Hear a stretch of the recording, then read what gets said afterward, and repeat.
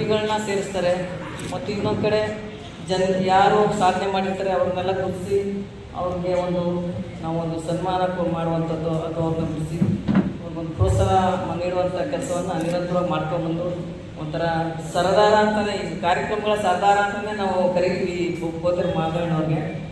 ಇದ್ರ ಜೊತೆಗೆ ಅವರ ಹೆಂಡತಿ ನೆನಪಿಗೆ ಅವರು ವೃದ್ಧಾಶ್ರಮಗಳಲ್ಲಿ ಅನಾಥಾಶ್ರಮಗಳಲ್ಲಿ ಊಟ ಕೊಡಿಸುವಂಥದ್ದು ಕಾರ್ಯಕ್ರಮಗಳನ್ನೆಲ್ಲ ಮಾಡಿ ಅವ್ರನ್ನೂ ಒಂದು ದಿನ ಖುಷಿ ಪಡಿಸುವಂಥ ಕೆಲಸಗಳನ್ನ ಮಾಡ್ಕೊಂಡು ಬರ್ತಾ ಇದ್ದಾರೆ.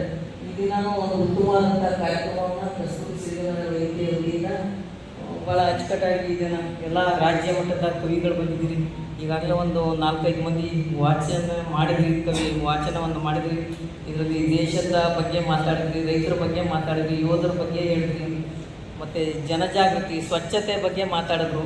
ಇದೆಲ್ಲ ನಿಜಕ್ಕೂ ನಿಮ್ಮ ಪುಸ್ತಕದ ಮತ್ತು ನಿಮ್ಮ ಬರವಣಿಗೆಯ ಮೂಲಕ ಜನಗಳಿಗೆ ಒಂದು ಜಾಗೃತಿ ಕೊಡುವಂಥದ್ದು ಇದೆಯಲ್ಲ.